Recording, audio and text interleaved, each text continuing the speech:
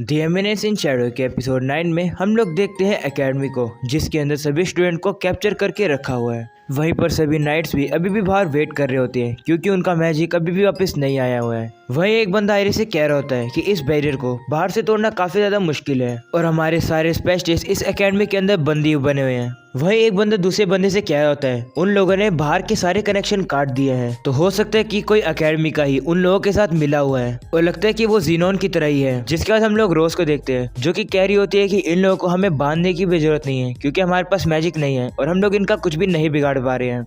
और अब वो सोचने लगती है कि क्या अगर उन लोगों के पास उनका मैजिक होता तो क्या वो इनसे लड़ पाते हैं। जिसके बाद हम लोग शहरी को देखते हैं, जो कि कागुनो के साथ मिलकर उस आर्टिफैक्ट के ऊपर रिसर्च कर रही होती है और अब वो फाइनली उस आर्टिफैक्ट को एक्टिवेट कर देती है। जिसके बाद वो खुश होकर कागुनो से कहती है हम लोगों ने कर दिखाया, और अब वो कहने लगती है कि वो आई ऑफ एवरेंस को कंट्रोल करके उसे बंद कर देगी, जिससे कि हमारा जो मैजिक ब्लॉक हो रहा है वो भी होना बंद हो जाएगा। और अब कागुनो शहरी से पूछते हैं कि वो टनल कहाँ पर है, तो शहरी कहती है जैसे मेरे फादर ने कहा था। ऐसा बोलने के बाद वो एक बुक शेल्फ में जाकर एक बुक को प्रेस करती है, जिससे कि हिडन रास्ता सामने आ जाता है, जिससे टनल में जाया जा सकता है। वही कागुनो एक्साइटेड होकर कहता है मुझे ये हिडन चीजें काफी पसंद है। और अब अंदर जाने से पहले शहरी थोड़ी घबराने लगती है और वो अपनी मेमोरीज को याद करती है, जहाँ पर शहरी याद करती है कि उसकी आंखों के सामने उसकी मोम को एक बंदे ने जान से मार दिया। यानी कि शहरी की आंखों के सामने एक बंदे ने शहरी की मोम का मर्डर कर दिया। शहरी जब अंदर आती है वो इतनी ज्यादा ट्रॉमेटाइज होती है कि वो अपने पीछे खड़े किलर को भी नहीं नोटिस कर रही होती है। और अब अगले सीन में शहरी अपनी मोम की ग्रेव के सामने खड़ी होती है और तभी वहाँ पर असिस्टेंट प्रिंसिपल लूथर्न बर्नेट आ जाते हैं और अब वो शहरी से कहने लगते हैं कि तुम्हारी मोम काफी ज्यादा अच्छी रिसर्चर थी और साथ ही साथ मेरी काफी अच्छी एक दोस्त भी थी। और वो शहरी से कहने लगते हैं अगर तुम बुरा ना मानो तो तुम मेरे साथ रह सकती हो, और शहरी भी उनके ऑफर को एक्सेप्ट कर लेती है। शहरी कहने लगती है मेरे डैड ने मुझे काफी ज्यादा प्यार और अफेक्शन दिया जितना वो खुद के बेटे को दे सकते थे, और तो मेरी मोम ने जो रिसर्च छोड़ के गई थी उसमें भी उन्होंने काफी हेल्प करी।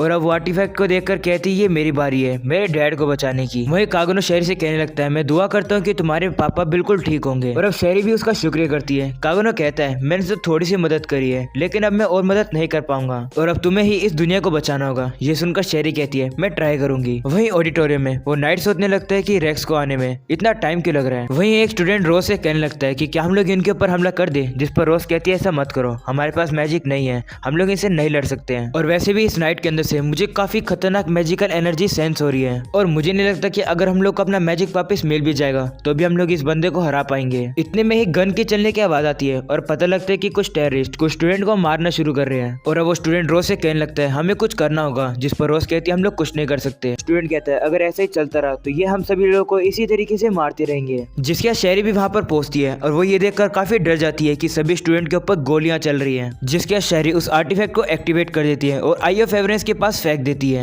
जिसकी वजह से उस एकेडमी के ऊपर का बैरियर हट जाता है और अब सभी को रियलाइज हो जाता है कि उनका मैजिक वापस आ गया है। वहीं पर रोज काफी जल्दी जाकर एक बंदे के ऊपर हमला कर देती है और कहती है कि हमारा मैजिक वापस आ गया। और अब सभी स्टूडेंट इस नकली शैडो गार्डन से लड़ने लगते हैं और अब यहाँ पर वॉर जैसा माहौल हो जाता है। वहीं पर साइंस वाले स्टूडेंट घायल लोगों को इवैक्यूएट करने लगते हैं। वहीं पर रोज जाकर उस नाइट को मारना चाहती है, लेकिन काफी सारे लोग उसको बीच में रोक लेते हैं और अब वो सोचने लगती है कि क्या ये अंत है। जिसके बाद वो कहती है नहीं, अगर मैं यहाँ पर मर भी गई तो ये बाकी के स्टूडेंट जिंदा रहेंगे और मेरे लेगेसी को कैरी करेंगे, जिस तरीके से मैं कागुनो की लेगेसी को कैरी कर रही हूँ। और अब वो स्माइल करके सभी लोगों से एक साथ लड़ने वाली होती है, तभी वहाँ पर शैडो की एंट्री होती है और अब शैडो रोज से कहने लगता है तुमने काफी अच्छा किया, खूबसूरत तलवारबाज।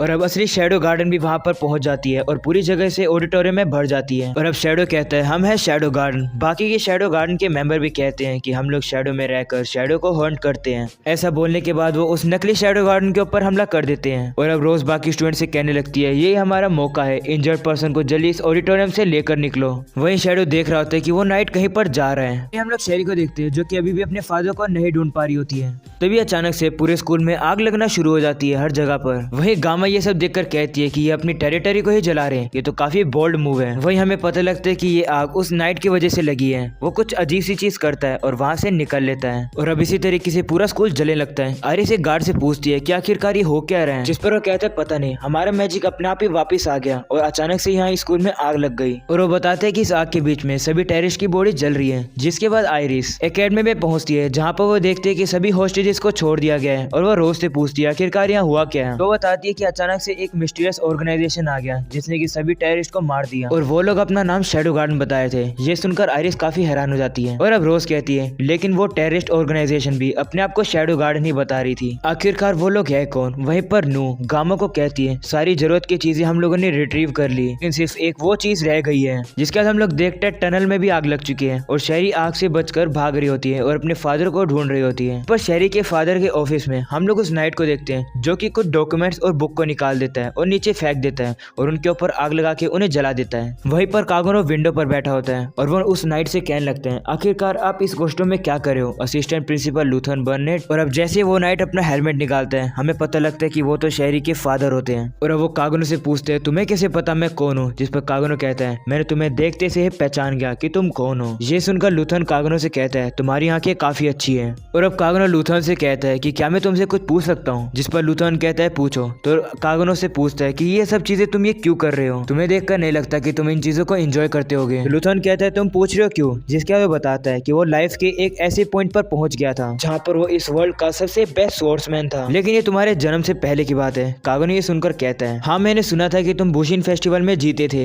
ये सुनकर लूथन कहता है और वो बुशिन फेस्टिवल वो तो काफी छोटी चीज है, असली चीज तो उससे भी बढ़कर है। मुझे डाउट है कि तुम मेरी बात को समझोगे। जो मैं तुमसे कहना चाहता हूँ जैसे मैं टॉप पर पहुंचा मैं बीमार पड़ गया था और जो भी ग्लोरी मैंने पाई थी वो मैंने सब गवा दी। जिसके बाद मैं अपनी डिजीज को ठीक करने के लिए कोई रास्ता ढूंढने लग गया। तब मुझे इस आर्टिफैक्ट के बारे में पता चला। कागुनो उससे कहता है कि क्या तुम कुछ ज्यादा बातें करने वाले हो? तो लूथन कहते हैं हाँ थोड़ा सा। और वो बताता है कि मुझे एक रिसर्चर मिली जो कि थी शहरी की मॉम और ये आर्टिफैक्ट उसे मिला था। उसने मुझे कहा था कि हमें इस आर्टिफैक्ट को गवर्नमेंट को दे देना चाहिए क्योंकि ये काफी डेंजरस है। और जैसे मैंने उससे ये बात सुनी मैंने उसे काफी बेरहम तरीके से मार दिया और इस बात के बारे में शहरी को कभी नहीं पता चला और ना ही उसने मुझ पर शक किया। वो तो बस अपनी मॉम की रिसर्च को पूरे करने में लग गई। उसे कभी भी रियलाइज नहीं हुआ कि मैं ही उसके मॉम का मर्डरर हूँ क्योंकि वो मेरी प्यारी स्वीट सी और काफी बेवकूफ लड़की है। और अब कागुनो लूथन से एक और क्वेश्चन पूछते हैं कि क्या उसने शहरी का यूज अपना खुद का सेल्फिश पर्पस पूरा करने के लिए किया है? तो लूथन कहता है हाँ मैंने उसका यूज किया। तो क्या ये सुनकर तुम्हें गुस्सा आ रहा है? जिस पर कागुनो कहता है मैं श्योर नहीं हूँ क्योंकि मैंने काफी क्लियर डिफरेंस बना रखा है उन लोगों के बीच में जो मेरे लिए इंपॉर्टेंट है और जो नहीं है। कागुनो कहता है कि लोग अपनी लाइफ जीते हैं और वो लोग अपनी लाइफ में काफी वैल्यूएबल चीजें कलेक्ट करते हैं जैसे दोस्त, तुम क्या करना चाहते हो और तुम्हारी जॉब। लेकिन मेरे पास कुछ भी नहीं था। मेरे पास सिर्फ एक चीज सी करने के लिए जो कि मैं नहीं कर पाया और इसलिए मुझे फर्क नहीं पड़ता कि किसी का भी क्या हो। तो लूथन कागुनो से कहता है कि क्या तुम कहना चाहते हो तुम्हें उनसे कोई भी फर्क नहीं पड़ता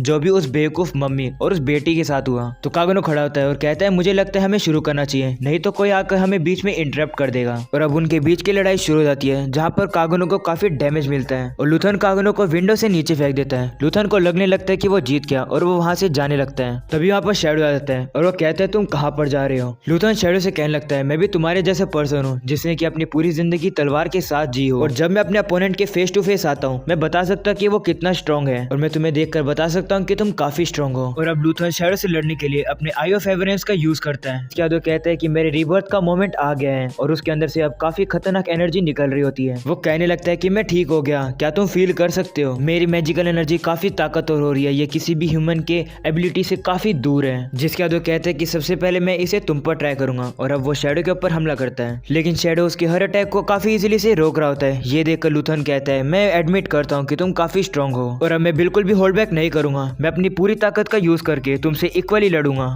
और अब वो शैडो के ऊपर हमला करता है लेकिन शैडो को कुछ भी नहीं होता है बल्कि पीछे की दीवार टूट जाती है और उसे ही चोट लग जाती है। शैडो उसे पूछता है कि क्या तुम यही कर सकते हो? जिस पर वो गुस्सा हो जाता है और कहता है अभी नहीं। वो शैडो के ऊपर हमला कर देता है। शैडो उसके हर अटैक को रोक रहा होता है। ये देखकर लूथन कहता है ये हो ही नहीं सकता कि तुम इतने ज्यादा अच्छे हो। कोई नहीं, इससे कोई फर्क नहीं पड़ता तुम कितने स्ट्रॉन्ग हो, ये तुम्हारे लिए काफी जल्दी ओवर होने वाला है। मैंने सारी अरेंजमेंट कर लिया है, जितना भी आज कुछ भी हुआ है वो सारा ब्लेम शैडो गार्डन यानी तुम्हारे ऊपर आएगा और फिर दुनिया की नजरों में तुम एक ट्रेटर बन जाओगे जिससे कि पूरी दुनिया तुम्हें मारना चाहेगी। अब कितनी भी ताकत लगा लो तुम अब नहीं बच सकते हो। ये सुनकर शैडो कहता है तुमने कितनी बचकानी चीज करी है, क्या तुम्हें लगता है कि इतनी छोटी सी चीज हमारा कुछ बिगाड़ पाएगी? शैडो कहता है वैसे भी हमारा ऑर्गेनाइजेशन सच्चाई के रास्ते पे था ही नहीं और ना ही हम लोग बुराई के रास्ते पर चलते हैं। हम लोग तो बस खुद के बनाए हुए रास्ते पर चलते हैं और अगर तुम ऐसा कर सकते हो तो इस वर्ल्ड के सारे क्राइम का इल्जाम तो हम लोगों पर लगा दो। मैं खुशी खुशी उन सभी को एक्सेप्ट कर लूंगा लेकिन उससे कुछ भी चेंज नहीं होएगा। हम जो करना चाहते हैं हम तो वो करके रहेंगे। तो लूथन शैडो से कहते हैं अगर पूरी दुनिया तुम्हारे अगेंस्ट में होगी तब भी तुम्हें डर नहीं लगता। ऐसा बोलने के बाद वो शैडो के ऊपर हमला कर देता है। शैडो उसके अटैक को डॉज करके उसे काफी बुरी तरीके से मारने लगता है और अब शैडो उसे पकड़ लेता है और उसे कहता है तुमने शेरी की मॉम को इसी बेरहम तरीके से मारा था ना, अब मैं भी तुम्हें इसी तरीके से मारूंगा।